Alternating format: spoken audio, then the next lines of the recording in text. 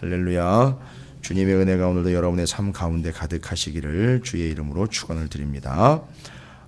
오늘 말씀은 익히 또 마태복음이라면 언제든지 우리가 자주 또 여러 번 들어서 알고는 있는 내용입니다. 이제 어떤 일이 벌어졌는지에 대한 타이틀은 변화산상의 사건이라서 영광스러운 모습으로 주님이 변형되신 이야기에 대한 말씀입니다.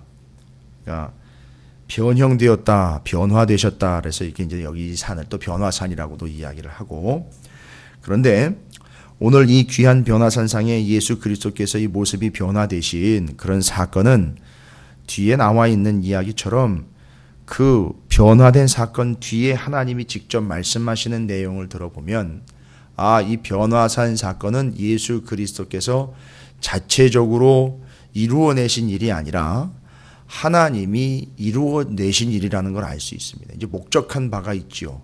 예수 그리스도께서는 당연히 변화되시는 존재입니다. 무슨 의미냐 하면 살아가시면서 거풀을 벗듯이 이렇게 변화되는 게 아니라 정확하게 이야기하면 원래 존재 자체가 우리와 같은 존재로 이 땅에 오셨지만 마지막 부활을 통해서 완전히 다른 존재로 변화가 되시는 거거든요. 그러니까 예수 그리스도에 대해서 일반적으로 사람들과 같은 대상이나 같은 존재로서 이해를 하면 안 된다는 겁니다. 그래서 이 변화산 사건은 예수 그리스도께서 변화되어서 화려한 모습이 되셨구나, 어마어마한 존재로구나, 이런 걸 깨닫는 게 아니라 정확하게 깨달으려면 예수님은 우리 존재와는 완전히 다른 존재로구나, 이걸 알아야 됩니다. 같이 다니고 같이 먹고 같이 자고 같이 함께 하시지만 완전히 우리와는 다른 존재라는 것을 이 변화산 사건을 통해서 아주 정확하게 말씀을 해주고 계십니다. 그러니까 이걸 깨달아야 되는데 여기서 또 이 제자들 베드로는 또 엉뚱한 소리를 합니다. 잘 보십시오. 베드로 정말 아주 좌충우돌이에요. 아주 처음부터 끝까지 보면 죄송합니다. 요즘 표현로는 나댄다고 해야 되나? 근데 정확한 타이밍을 못 잡고 포인트를 못 잡고 나대고 있는 거예요. 그렇다고 베드로를 책망한다거나 우습게 보시면 안 돼요. 그 모습이 우리 모습이고요. 베드로가 그런 모습이 깨지면서 용사됨이 부서졌기 때문에 십자가에서 거꾸로 달려 죽을 수 있었던 거예요. 이게 베드로의 매력입니다. 베드로가 그렇게 엉뚱한 소리 했었고 주님의 의도와는 다른 소리를 자꾸 했었고 했는데 그렇게 엉뚱한 소리하고 다른 소리하고 끝나버린 게 아니라 그 존재가 그렇게 연약한 존재라는 걸 알았기 때문에 부활하신 예수 그리스도를 전적으로 완벽하게 영접을 해냈기 때문에 전적 은혜로서 그는 십자가를 예수님과도 달리 거꾸로 질 수 있을 지경까지 갔다라는 거죠. 그러니까 맞습니다. 베드로는요, 전적 예수 그리스도의 은혜를 입은 자가 맞아요. 옆에 쫄래쫄래 따라다니면서 수제자였기 때문에 은혜를 받은 게 아니라 수제자라는 호칭을 받음에도 불구하고 저 밑바닥으로 쑤셔박힐 수밖에 없는 존재라는 게 턱 드러나면서 그 위에 은혜가 부어져서 거꾸로 죽을 수 있었다는 얘기입니다. 이게 이제 베드로의 매력이라는 거죠. 베드로를 자꾸 오해하는 사람들은 이렇게 엉뚱한 소리 한 것만 지적을 하는데 그게 아닙니다. 베드로를 통해서 지금 잘 보십시오. 베드로의 이런 엉뚱한 행동과 말도 안 되는 이 언행을 통해서 예수님이 그때마다 턱턱 드러나시거든요. 이거예요. 근데 우리 인간들은요, 내가 어느든지 무시를 받거나 내가 외면을 당하는 건 상당히 싫어하거든요. 주님은 주님이고 나는 나대로 또 드러나기를 원한다, 이런 얘기거든요. 이제 이번 주일에도 이제 사사기 또 그 이유를 이어가야 되는데 아직 끝나지 않은 기드온 얘기인데 거기 기드온이 또 그렇게 무너져가는 이야기들이 나와요. 그러면서 누가 드러나는 거냐 하면 하나님이 드러나는 겁니다. 여기 베드로가 이런 엉뚱한 존재요, 참 모자르고 부족한 것 같은데 그러면서 주님이 어떤 분인지가 턱턱 드러나는 겁니다. 자, 그러면 오늘 이 변화산 사건은 제가 정확한 포인트를 말씀을 드렸어요. 예수님은 우리와 함께 지금 다니고 있지만 이분은 근본적으로 다른 분이라는 걸 이야기하고 주고 있고요. 그런데 변화산상에서 예수님의 모습이 변화가 딱 되고 난 다음에 등장한 인물들이 있습니다. 이 사람들은 이 세상에 있는 사람들이 아니거든요. 그런데 예수 그리스도 주변으로 모세와 엘리야가 등장을 합니다. 특징이 뭘까요? 모세랑 엘리야는 사람들이 그들의 시체를 보지 못했다는 게 특징이에요. 그러니까 죽음을 확인을 못했어요, 사람들이. 오케이, 죽었구나, 딱 이렇게 확인이 안 된 사람들이 두 사람이 특징입니다. 그러니까 이건 어떤 생각을 가지고 있느냐 하면 사람들이 그렇게 그냥 부름을 받아서 죽음으로 간 게 아니라 부름 받아갔기 때문에 언제든지 또 다시 올 수 있다라는 개념을 가지고 있는 사람들이에요. 그러니까 이 사람들은 굳이 이야기하자면 예수 그리스도와 자꾸 비교가 됐던 사람들입니다. 마치 예수님처럼 부활을 하고 하나님께 부름을 받아가지고 죽음을 경험하지 못하는 듯한, 그래서 죽음과는 상관없는 듯한 그런 존재들로 툭 하면 모세와 예수님을 비교했고요. 엘리야와 예수님을 비교했어요. 근데 이 모세와 엘리야를 굳이 여기다가 기록을 해서 그들이 또 변화산에 등장한 이유는 뭐냐 하면 이미 모세와 엘리야에 대한 언급이 예수 그리스도가 바로 이 모세처럼 엘리야처럼 그런 선지자로 올 거라는 걸 이미 성경에서 예언을 했거든요. 그게 이미 신명기와 말라기에 나와 있습니다. 아, 모세와 같은 존재 예수, 엘리야와 같은 존재 예수라는 걸 이야기하려고 성경에 나와 있습니다. 이제 두 구절을 제가 말씀을 드릴 텐데 그게 근거 구절입니다. 신명기 18장 15절에 모세가 직접 얘기한 거예요. 뭐라고 얘기했느냐 하면 내 하나님 여호와께서 너희 가운데 내 형제 중에서 너를 위하여 나와 같은 선지자 하나를 일으키시리니 너희는 그의 말을 들을지니라. 아, 그래서 나와 같은 모세와 같은 선지자 하나를 일으킬 것이다.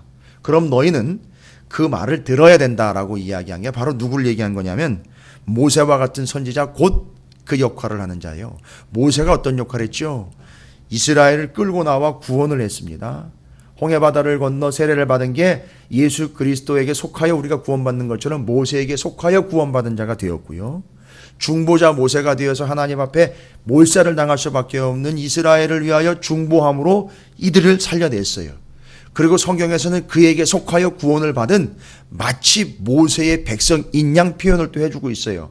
바로 이 모세는 구원자 구속자 예수 그리스도의 모형으로 제시가 되고 있고 예수님이 오셨을 때에는 예수님을 자꾸 누구하고 비교했느냐 하면 고 모세랑 비교를 자꾸 했다고요. 뭔가 눈치챘다는 얘기죠. 그래서 신명기에 모세도 아예 이 다음에 나와 같은 선지자가 하나 등장을 하는데 너는 그의 말을 들어라. 근데요, 너는 그의 말을 들으라 했는데 오늘 하나님이 17장 5절에 너희는 그의 말을 들으라 하시는지라 똑같이 기록이 되어 있어요. 그래서 예수 그리스도와 모세는 늘 비교 대상입니다. 그래서 마태복음에서는 특별히 마태가 의도해서 이스라엘 백성들이 이미 알고 있는 컨셉을 잡고 있는 모세와 예수님을 자꾸 비교해서 설명을 합니다. 아, 그런 존재로구나. 아, 그런 존재구나 하도록 모세랑 비교를 합니다. 이걸 이제 신학적이고 성서적인 용어로 이제 모세 유형론이라고 합니다. 모세랑 비교해서 모세와 비슷한 모세의 역할, 모세와 같은 이런 존재. 그 다음에 엘리야가 또 등장했죠. 성경에 또 예수님을 엘리야와 같은 존재로 또 묘사를 해요. 주로 다 말라기, 또 구약에 나와 있는데 말라기 4장 5절 6절에 보라 내가 크고 두려운 날이 이르기 전에, 심판의 날이 이르기 전이죠. 내가 선지자 엘리야를 너희에게 보내리니, 요걸 모습으로는 세례 요한이라고도 봤고요. 그러나 궁극적으로 본질적으로 보면 바로 이분이 예수 그리스도라는 걸 알 수 있습니다. 그러면 잘 보시면 신명기나 말라기를 통해서 바로 모세와 같은 선지자, 엘리야와 같은 선지자가 등장을 할 텐데 너는 그의 말을 들어라 라고 이야기한, 바로 그게 예수 그리스도를 지금 의식하고 이야기하고 있는 거거든요. 그러면 이 두 가지를 연결을 하셔야 됩니다. 오늘 변화산 사건에서는 변화산 사건의 예수 그리스도의 모습이 변화된 목적은 좀 전에 말씀드렸죠. 우리와 다른 존재다라는 거죠. 모세와 엘리야처럼 우리 가운데 오셨지만 두 개를 연결하십시오. 모세나 엘리야와도 다른 존재. 그리고 또 모세와 엘리야는 비교 대상으로만 등장한 게 아니라 예수 그리스도에 대해서 뭘 설명해 주려고 하는 거냐면 말씀대로 오신 분. 이 두 가지입니다. 아무리 모세와 엘리야가 뛰어나서 사람들이 그들의 죽음, 시체를 확인하지 못해서 하나님의 부름을 받아서 그냥 직접 올라갔다 하더라도 그들과는 다른 분 예수 그리스도, 그들과는 다른 분 예수 그리스도는 그들에 의해서, 누구에 의해서 온 것이 아니라 말씀대로 오신 분이라는 두 가지를 정리하고 넘어갑니다. 그리고 뒤에 베드로가 이 영광의 도취가 돼가지고 어느 누구도 그 모세와 엘리야를 다시 만났다거나 다시 확인을 해가지고 죽음을 확인한 자가 없는데 그 변화산상의 제자와 이 베드로가 그 모습을 봤어요. 그러니까 지금 이제 베드로는 황홀경에 들어간 거예요. 와, 다른 어느 누구도 보지 못한 저 모세와 엘리야와 거기다 예수 그리스도까지 한꺼번에 다 보고 있으니까 이제는 극 대접을 합니다. 모세가, 이제 베드로가 이 세 존재에 대해서 극 대접을 합니다. 아주 지극히 대접합니다. 그게 바로 뭐냐 하면 초막색 짓겠다는 얘기입니다. 초막색 지어서 각각 그분들을 모시고 여기서 살겠다는 거예요. 이게 베드로의 반응입니다. 그래서 제안을 하죠.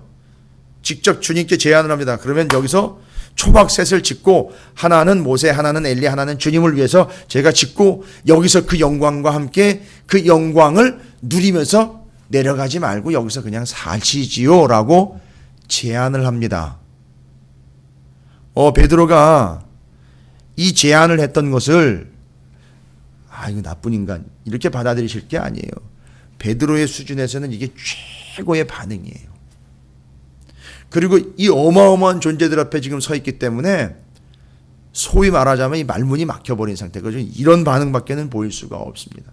너무너무 좋은 거예요. 정말 좋지요. 어느 누구도 경험하지 못하는 이 기가 막힌 현상을 자기 혼자 지금 경험하고 있는 거거든요. 물론 다른 제자 있지만 어마어마한 일을 지금 자기가 경험하는 거거든요. 이 인생의 최대의 경험이라고도 할 수 있을 텐데 지금까지 보면. 그러니까 이거 유지하고 싶다는 거죠. 요대로 가져가고 싶다. 그러니까 초막에 거시하시면서 나도 그 영광에 동참하면서 그냥 여기 이 꼭대기에, 산 꼭대기에서 그냥 우리끼리 머물면 안 될까요? 라고 이야기한 거죠. 뭐 그 수준에선 거기까지가 한계였던 거죠. 그런데 이제 이 변화산 사건을 통해서 뭘 얘기하려고 하셨는지 하나님이 얘기를 하십니다. 하나님이 입을 여셨어요. 구름 가운데 임재하셨어요. 이거는 뭐 일반적인 거잖아요. 구름을 통하여 구름 가운데 임재. 그러니까 구름이 딱 등장하게 되면 하나님의 임재라는 걸 여러분이 아시죠? 이미 구약 성경에서 우리가 수도 없이 봤어요. 성막의 구름, 시내산 위에 구름, 구름이 임하면 주님이 임재라는 거예요. 그리고 거기서 하나님의 음성이 들려오는 거예요. 똑같습니다, 역시. 그 하나님 말씀하십니다. 베드로가 그런 이야기를 할 때 하나님이 딱 끊으시는 거예요. 오케이, 알았어. 너 마음 내가 알아. 네가 지금 상당히 격하게 지금 감동되어 있는 것도 알아. 그래, 이제 잘 들어봐. 조심히 하고 조용히 하고 이제 내 얘기 들어봐. 네 마음은 아는데 5절에 그렇게 하나는 모세, 하나는 엘리, 하나는 예수님이 초막 짓겠습니다. 짓는 게 어떨까요? 라고 제안을 합니다. 지극한 제안이죠. 자기가 제안할 수 있는 거죠. 최고의 제안을 한 거죠. 그때 하나님 말씀하십니다. 그렇게 말할 때 호련히 빛난 구름이 그들을 덮으며 구름 속에서 소리가 나서 이르시되 5절입니다. 이는 내 사랑하는 아들이요 내 기뻐하는 자니 너희는 그의 말을 들으라 하시는지라 라고 정확하게 17장 5절 말씀. 이렇게 변화된 그 예수 그리스도는 잘 보십시오. 앞에 거 다시 정리할게요. 이렇게 변화된 예수 그리스도는 엘리야나 모세와 같은 존재라고 여겨지고 지금까지 왔지만 그러나 이 예수는 그들과도 다른 존재다. 그리고 이 예수는 그 말씀에 기록된 대로 말씀에 의해서 온 존재다. 그리고 이 존재는 하나 덧붙입니다. 이제 쐐기를 박아버리시는 거죠. 하나님이 너희와 달라. 그리고 그는 이 기록된 바대로 왔어. 그리고 그는 기록된 바를 이루려고 온 거지. 그리고 그는 하나님 얘기하십니다. 내 기뻐하는 자고 내 사랑하는 아들이야 라고 이야기하면서 정말 하고 싶은 말은 요겁니다. 하나님이 정말 하고 싶은 말은 요거 있었어요. 너희는 그의 말을 들어라. 요게 하고 싶은 얘기였었어요. 너희는 그의 말을 들어라. 별것 아닌 것 같은데 요건 앞에 나와 있는 베드로가 초막 셋 짓겠다라는 제안 뒤에 나온 얘기예요. 뭘 얘기합니까? 아무리 좋은 제안일지라도, 아무리 좋은 이유, 아무리 좋은 근거라 할지라도, 아무리 좋은 방법일지라도, 아무리 일반적이고 아무리 흔한 방법일지라도, 베드로 같은 경우는요, 아무리 그게 자신의 존경심을 지극히 드러낼 수 있는 어떠한 방법일지라도 하나님이 얘기하시는 그거예요. 베드로를 무시하는 게 아닙니다.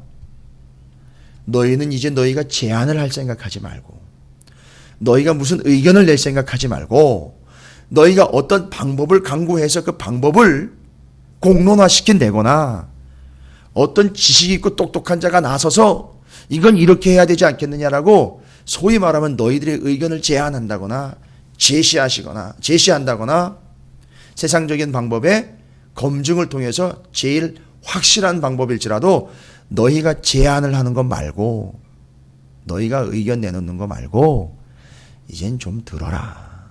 이젠 이 예수가 말하는 걸 이제 좀 들어라. 이건 하나님이 하신 얘기예요. 좋은 제안이 있을 수 있습니다.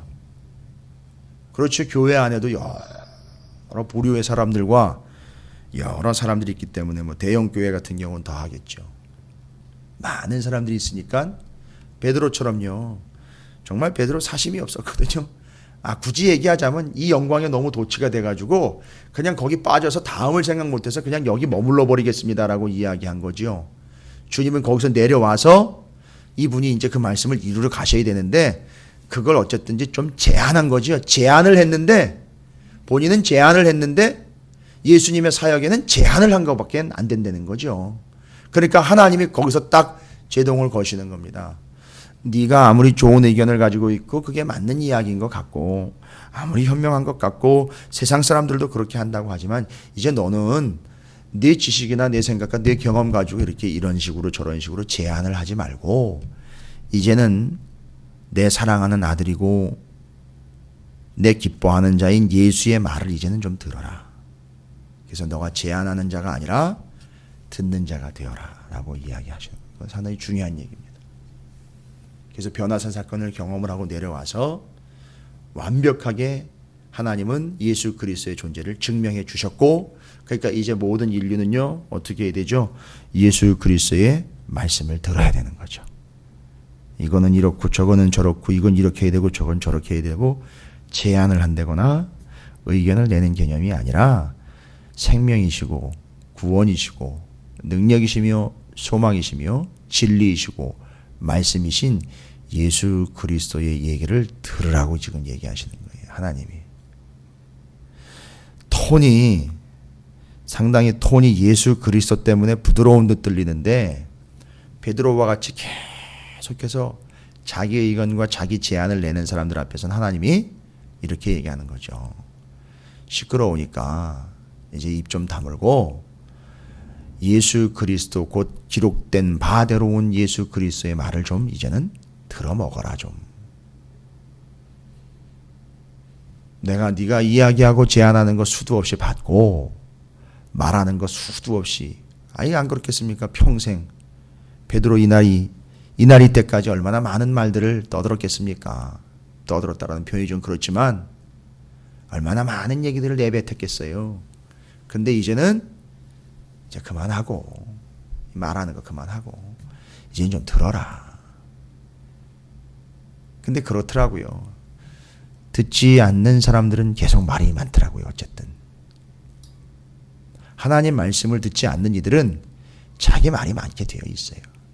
그게 교회예요. 또 하나님의 말씀이 선포될 때 선포되는 걸 받는 자세를 보면 그가 얼마나 말이 많은지도 알 수 있어요. 예, 그건 뭐 진리입니다.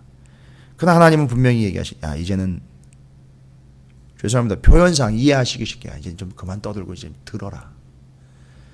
그만 좀 나서면서 그만 좀 제안해라. 아무리 좋은 방법이고 맞는 얘기인 것 같지만 그냥 이제는 들어. 그게 사는 방법이야 라고 얘기하시는 거죠. 그리고 뒤에 보십시오. 주님이 이제 그 얘기 끝에 주님이 제자들이 듣고 엎드려 심히 두려워하니, 뭐 하나님의 뭐 야단치셨습니까? 뭐 다른 얘기 하셨어요. 하나님이 임재를 딱 하니까 그냥 끝나버리는 겁니다. 두려워가지고 그냥 엎드려가지고 벌벌벌벌 떨고 있는 중이에요. 그럴 때 바로 주님이 그들에게 가서 손을 대시며 이르시되 일어나라 두려워하지 말라 하시니 제자들이 눈을 들고 보매 이제는요 예수 외에는 아무도 보이지 아니하더라. 이거 엘리야 갔고 모세 간 거예요. 뭔 얘기죠? 엘리야 빠졌고 모세 빠진 거예요. 누구를 위해서 등장한 존재죠? 예수만을 드러내려고 등장했던 사람들이에요. 그럼 이제 여기서 정리 끝납니다. 아무도 보이지 않더라. 예수의 말만 들어라. 예수만 바라봐라. 이게 이 메시지의 핵심입니다. 그래서 이제는 이제 제자들이요 예수만 바라보면서 예수님의 말씀만 들어야 되는 겁니다. 이게 변화산 사건의 핵심입니다. 그걸 하나님이 직접 만들어내신 거예요. 저는 개인적으로 우리 찾으시는 교회가 그런 변화산적인 요소도 있었으면 좋겠습니다. 그러나 또 이제 이 변화산에서는요 머물러 여기서 제안만 하는 그런 존재가 아니라 하나님의 그 음성을 듣고 예수님과 함께 예수만 보이더라, 예수의 말씀만 들리더라 하고 세상을 향해 나아가서 주님만 바라보면서 주의 말씀만 듣고 그 말씀만 전하는 진정한 제자들이 되시기를 주님의 이름으로 축복합니다. 기억하십시오. 변화된 예수 그리스도, 그분은 하나님이 내 사랑하는 자고 기뻐하는 자라고 분명히 얘기를 하셨습니다. 그리고 이제는 제한하지 말고 이젠 들어라. 그리고 주님만 바라보아라. 여러분 기억하십시오. 이제는 주의 말씀만 듣고 이젠 주님만 바라보는 그런 우리의 성숙한 삶과 산으로부터 내려가서 세상을 향해 다가가는 우리의 사명이 되시기를 주님의 이름으로 다시 한번 축복합니다.